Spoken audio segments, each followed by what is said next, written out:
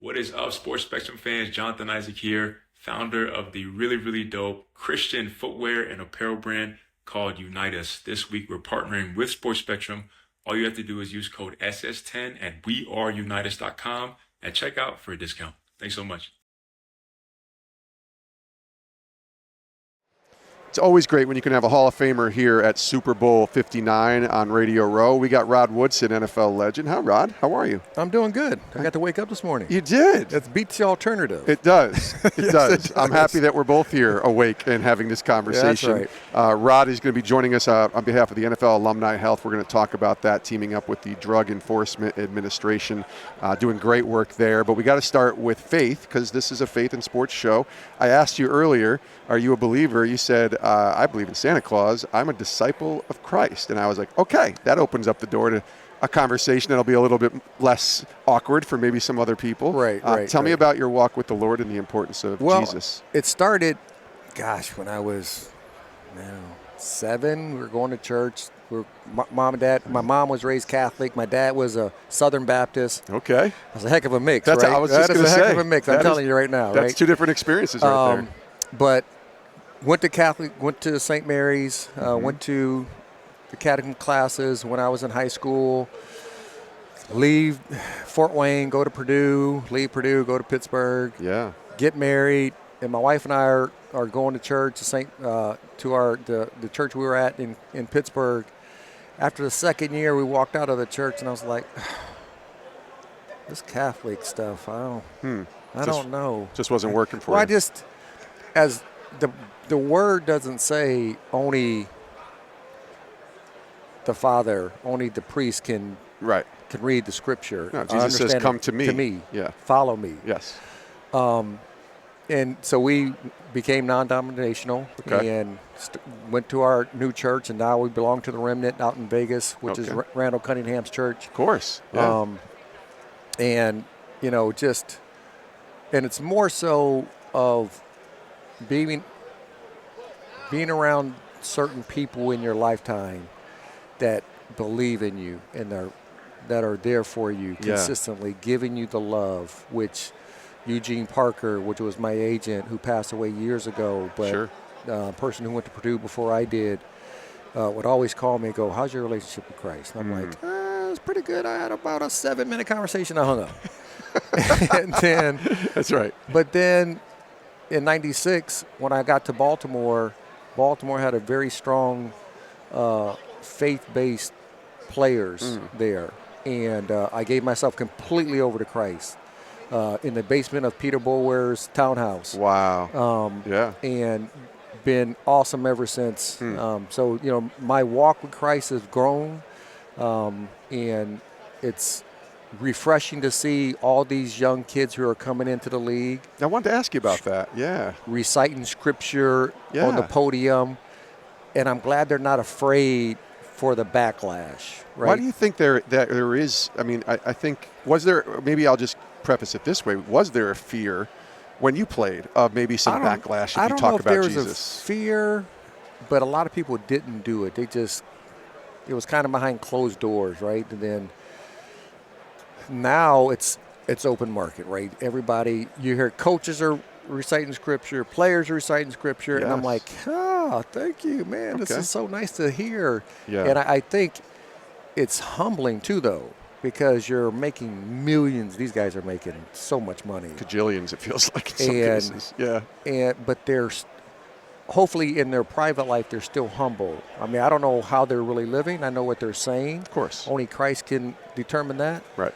But it's refreshing to hear people recite scripture and say that they're followers of Christ, which has grown over the years, and hopefully it'll keep growing. Yeah, I hope so too. The one thing we don't want is it to become like a cliche or to say it for any kind of coolness factor. I mean, we certainly want these young people, and they are young, to grow and to mature and to spiritual and to have spiritual maturity in their walk with Jesus. Yeah, and you don't want, it's the hypocritical part of it, right? So if you're speaking one thing but living another, people will see that. Yeah, and the NFL world almost sets that up, doesn't it, in some cases, because of the worship part of being a football player.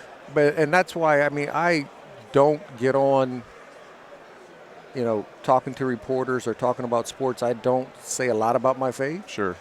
I live a certain way, and then I hope the way I live daily, and the way I treat people and interact with people, then I hope they ask me, why do you act like that? Why do you treat people like that? Then I can now indulge them with the scripture and why my path and, some verses that I love to go over, on a daily basis. So that is, to me, is like one of the main things that the way I live it, because I think if you say a certain thing but live another way, you're a hypocrite. But I'm glad that these players at a young age, and these are some of the young quarterbacks. C.J. Stroud's on the cover of our magazine, super young guy. Who are really comfortable of speaking out, and it's really refreshing and good to see. Rod Woodson's with us here on Sports Spectrum, Pro Football Hall of Famer, a Super Bowl champion, played in a few of these Super Bowls. You've won and you've lost. I wonder, because the one that you lost with Pittsburgh comes to mind, where you were out for most of the year with the knee injury. The whole year. And you came back to play in the Super Bowl. I remember you making a play on Michael Irvin and pointing to your knee like, this thing is healed, I got this. You didn't win that game, and then you did win it with Baltimore. I believe you played with Oakland as well in the Super Bowl. Compare and contrast both sides, and I don't just mean like, of course, you're happy when you win and you're not happy when you lose, but can you look from a perspective of not winning a Super Bowl and still see a blessing, still see good lessons in there? It's a blessing to get there. It's hard to get there. Yeah. I played 17 years, only got there 3 times, and we had some really good teams. Yes, you did. So it is a blessing to get there. Is it disappointing not to win? Absolutely. When the confetti is not yours, and you work so hard, because every player that plays in the National Football League wants to be the best at what they do. And the only way collectively you can be the best that you do is bring home the Lombardi Trophy. That's right. That's the only way. Yep. There's 31 losers and 1 winner. Yep. Right? That one winner takes home the Lombardi Trophy. They got a parade. The loser gets a AFC Championship ring or NFC Championship ring, and you don't get anything. But you got hard work again in the offseason. And I think that's the biggest difference. It is. It's like you're going back to work no matter what. But when you win, I remember winning, and we're on the sideline, you're like, man, I mean, in my head, I know for me, it's like finally. Yeah. Like I'm finally got that win. But once the offseason started, I got 2 weeks off, and then I started working out again. Well, that's the fleeting part of what you do, right? Like going back to faith real quick, you realize – and we talked to a bunch of guys. By the way, Fort Wayne, Indiana's own Rod Woodson. We talked to Fort Wayne, Indiana's own Drew Tranquil. I don't know if you know about Drew. Drew, the linebacker with the Chiefs, and he was harping on the fact earlier this week that I love being in the Super Bowl. I love that I've won a Super Bowl.